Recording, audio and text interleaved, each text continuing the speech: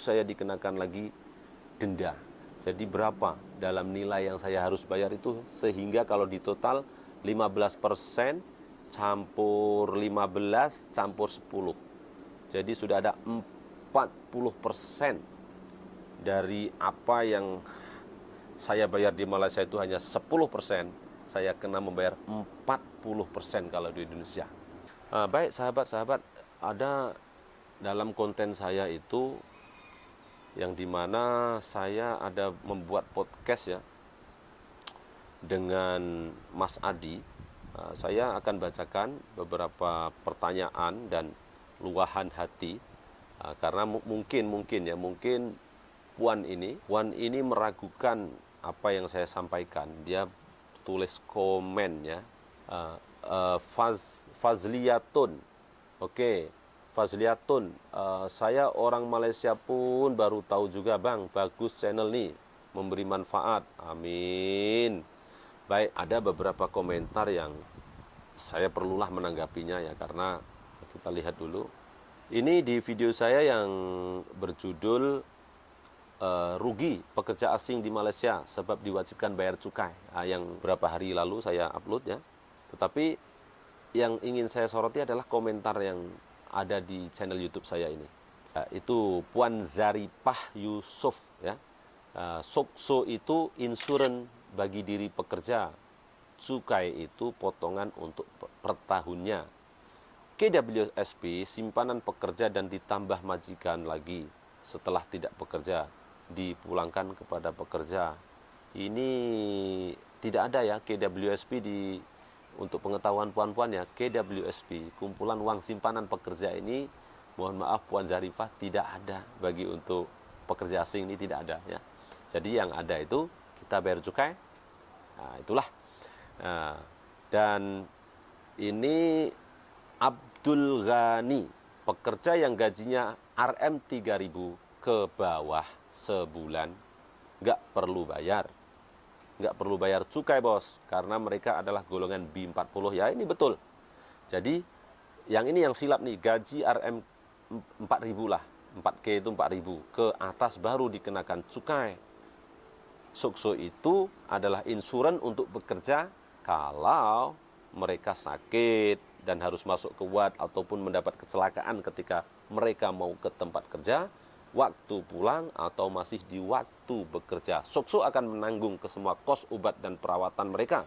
Kalau mereka tak bisa bekerja lagi karena kecelakaan, Sokso akan membayar gaji basic mereka setiap bulan sampai Abang Jamil mampu. Jadi ada kesilapan di sini ya. Jadi dalam kiraan LHSDN itu kalau kita sudah layak membayar cukai adalah pendapatan 36.000 setahun ke atas ya. Jadi kalau kita lebih 500 pun akan kenalah 36.500. Yang 500 itu kenalah, untuk warga asing 10%. Jadi 550 ringgit lah. Tetapi ini disebutkan 4K, jadi 4.000. Kalau 4.000 kan sudah 48.000. Dia akan kenalah dari 36, mana ada 8.000 ringgit untuk bayar cukai. Macam itulah. Jadi agak tergopoh-gopoh ya mereka menanggapi video saya.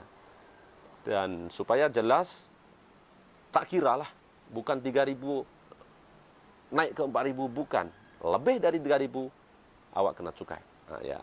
Jadi ini Puan Zaripah lagi ya, Pati itu pendatang tanpa izin lah ya. Pati itu mau dipotong bagaimana? Nah, macam mana mau potong pendapatan Pati itu? Slip gaji pun tidak bisa dibikin. Slip gaji itu sebab itu saya terangkan ya, saya bukan tak paham buat video. Jadi LHSDN mau dapatkan melalui siapa? Sila jawab. Oke, saya jawab. Warga Indonesia melebihi 2 sampai 3 kali lipat. Itu yang kami bilang merugikan Malaysia. Saya akan tanggapi dengan jawabannya karena Puan Zaripah Yusuf ini meminta jawaban. Jadi macam ini Puan, Pati itu mau dipotong bagaimana? Ya kalau majikan sudah mendaftarkan kita untuk membayar cukai, ya dari slip gaji itu majikan tolak siap-siap dah untuk bayar kepada LHSDN. Macam tuh. Jadi persoalan tuan adalah LHSDN mau dapatkan melalui siapa? Bos kita dah tolak siap-siap dah, HR dah siap, tolak siap-siap. Nah, jadi kita terima dah, potong siap-siap. Macam itulah. Itu duit itu kepada LHSDN. Sebab itu kita boleh klaim balik. Nah, itu yang bagus di Malaysia. Karena kalau saya ya, pengalaman saya kan begini. Selepas setahun hampir 10.000 lebih ya saya bayar. Jadi berapa banyak itu? Kalau warga asing kan 10%. Kalau warga tempatan itu 5%. Ya. Jadi kalau saya 1 tahun bayar 10.000, berapa saya punya pendapatan? 100.000 lah. Itu 100.000, tetapi dah tolaklah 36.000. Nah, itu tolak tepilah 36.000 itu. Jadi warga asing ini 10%. Itu cukai pendapatannya. Dan kenapa boleh banyak macam tuh? Adalah kita kena rajin lah, kita kena overtime. Jadi hasil peluh kita tuh. Jadi itu jawaban saya ya. Dan Puan sendiri di sini agak meragukan ya. Sila jawab warga Indo lebih dari 2-3 kali. Memanglah orang Indonesia ini banyak. Sebab itu immigration sekarang nih rajin buat tangkapan. Jadi sokong lah ya. Buat kerja betul. Jangan takut lah. Jadi Jabatan Immigration Malaysia memang dia nak tolong. Dia bukan alung, dia nak tolong ya. Tolong bagaimana menegakkan undang-undang yang ada di Malaysia. Jadi mana-mana pegawai itu karena kena sepah lah, kena kutuk lah dengan banyak rakyat lah, apalagi tapi banyak juga yang mendukung ya, yang menyokong.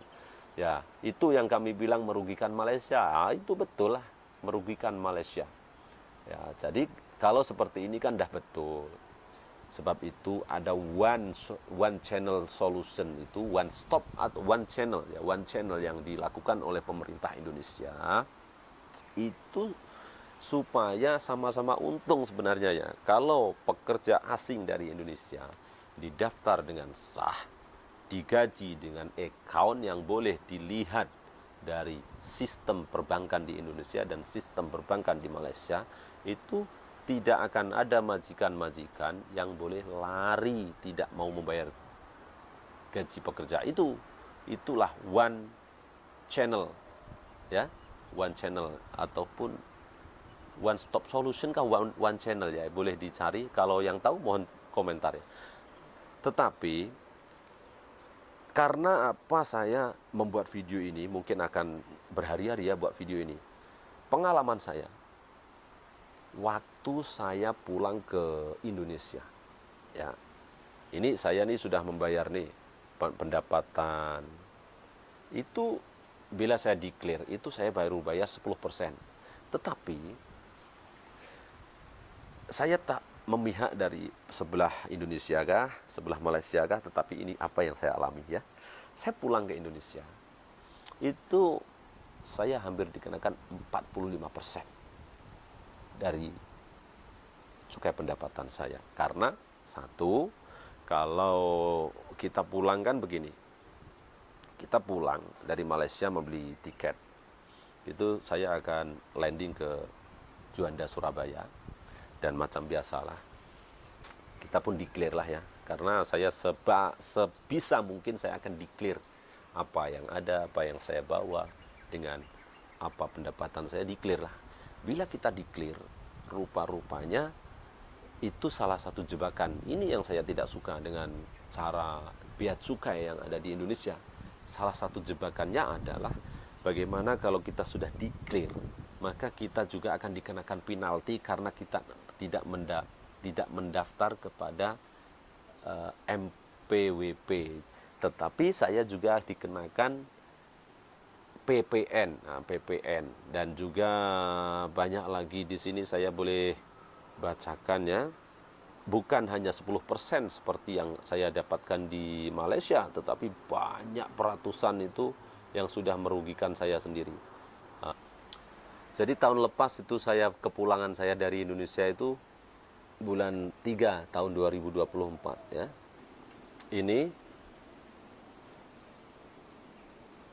ya. Saya dikenakan bea masuk. Yang saya declare itu saya dikenakan bea masuk dan PPH impor dan PPN impor. Tapi ada lagi kalau saya tidak ada di dalam MPWP itu saya dikenakan lagi denda. Jadi berapa dalam nilai yang saya harus bayar itu, sehingga kalau di total 15% campur 15 campur 10. Jadi sudah ada 40% dari apa yang saya bayar di Malaysia itu hanya 10%, saya kena membayar 40% kalau di Indonesia. Jadi saya agak sakit hati lah ya kalau saya tinggal di Malaysia saja yang hanya membayar 10%, tapi kenapa saya harus dikenakan 40% semasa saya pulang di negara saya sendiri. Walaupun setiap bulan saya itu sudah memberi keuntungan kepada devisa negara, yaitu saya sudah mengirimkan uang gaji saya ini untuk membayar anak sekolah, untuk keperluan belanja di kampung, ya, bahkan untuk domestik ekonomi di Indonesia itu sendiri. Kalau saya membuat rumah, saya membeli semen, saya membayar tukang. Jadi itu semua adalah domestik ekonomi yang dihasilkan oleh pekerja asing yang berada di Malaysia ini dan membawa manfaat yang banyak untuk tetangga jiran di Indonesia. Seperti saya memanggil tukang, ya, saya membeli barangan-barangan di kedai-kedai ataupun di toko-toko. Sementara kalau kita declare, kita akan dikenakan banyak itu sampai 40%. Mana adil macam ini kan? Bahkan di negara Malaysia itu seharusnya yang harus mengutik cukai itu lebih dari 10%. Karena apa? Ya karena secara domestik ekonomi itu sudah dirugikan dari negara Malaysia itu, karena mereka tidak berbelanja di Malaysia, mereka berbelanja di negara asal mereka. Nah, tetapi ini memang sunatullah lah, karena takkan kita mencari duit di Malaysia, kita nak hambur-hamburkan duit kita di Malaysia kan. Sebab tujuan kita datang ke Malaysia juga untuk sama-sama membantu perekonomian kita, orang-orang kampung kita kan, orang keluarga kita lah, jangan kata orang banyak lah, keluarga kita sendiri, untuk lebih baik kehidupan mereka.